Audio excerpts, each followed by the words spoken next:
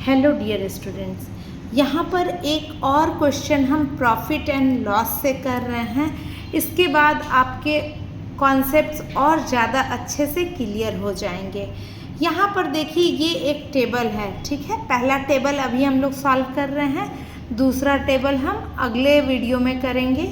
तो पहले टेबल में आपको क्या बता रहा है यहाँ पे कि आपको complete the table. Selling price यहाँ पर दिया हुआ है, ABCD 4 केसेस हैं यहाँ पर सेलिंग प्राइस दिया है, प्रॉफिट दिया है, लॉस दिया है और कॉस्ट प्राइस, ठीक है। तो जिसमें प्रॉफिट है उसमें लॉस नहीं है और जिसमें लॉस है उसमें प्रॉफिट नहीं है। तो इतनी बातें हमको ध्यान में रखनी है। अब इससे रिलेटेड एक मैं आप लोगों को यहाँ पर कॉन्सेप्ट आप लोगों को समझा दूँ बच्चों, कि जब भी हम अगर हमें प्रॉफिट होता है, प्रॉफिट अगर हमें होता है तो वैसे केस में हमको कॉस्ट प्राइस CP फाइंड करने के लिए क्या करना पड़ेगा।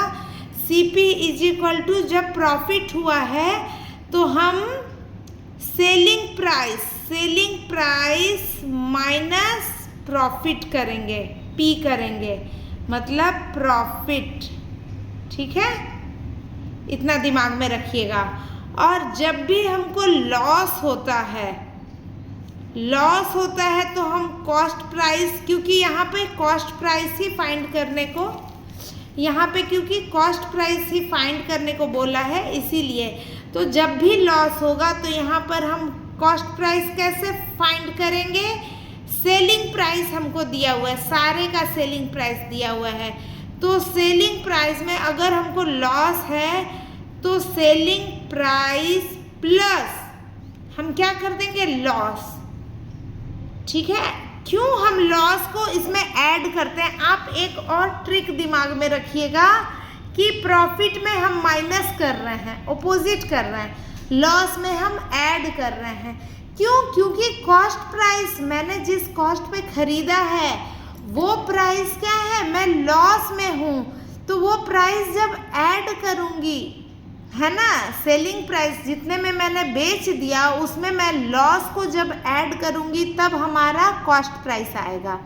और प्रॉफिट में क्या है कि मैंने कॉस्ट प्राइस, जो कॉस्ट प्राइस है जिस पे मैंने खरीदा था, तो उसमें से प्रॉफिट को हटाऊंगी। सेलिंग प्राइस मैंने बेचा है प्रॉफिट के साथ, तो सेलिंग प्राइस में से हम प्रॉफिट को जब माइनस करते हैं तब कॉस्ट प्राइस आता है, ठीक है।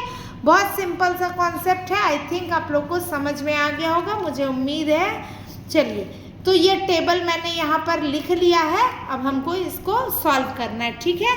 2385 क्या है, सेलिंग प्राइस है, और प्रॉफिट क्या है, प्रॉफिट है ₹195, लॉस कुछ नहीं है, तो यहाँ कॉस्ट प्राइस हमको फाइंड करना है।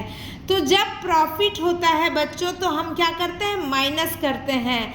तो हम इस 2385 से 195 को हम माइनस करेंगे। 2385 से 195 को हम माइनस करेंगे तो हमारा कॉस्ट प्राइस आएगा।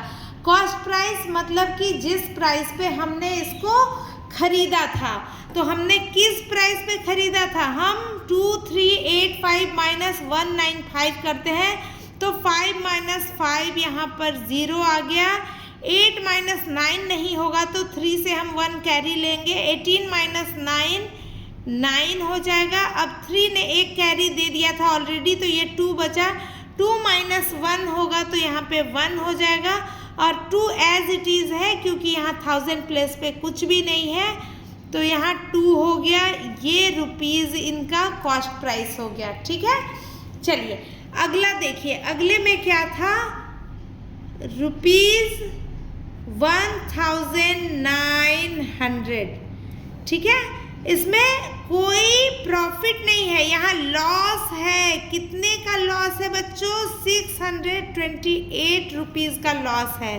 तो अब इसका कॉस्ट प्राइस, तो हम ऑलरेडी जितने में हम खरीदे थे, कॉस्ट प्राइस जो मेरा था उसमें हम 628 रुपीज़ का और लॉस करके हमने इतने में बेचा है, यानी कि ये जो सेलिंग प्राइस है ये लॉस के साथ है, तो लॉस को हम इसमें जब ऐड करेंगे तो कॉस्ट प्राइस आएगा।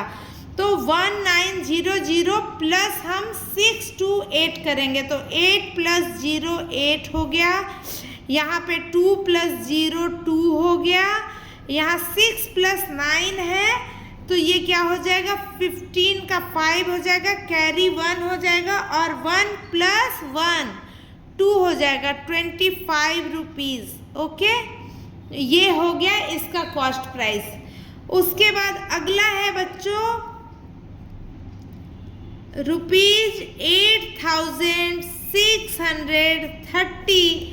यहाँ कोई प्रॉफिट नहीं है, यहाँ अगेन लॉस है। कितने का लॉस है बच्चों? 1020 रुपीज़ का लॉस है।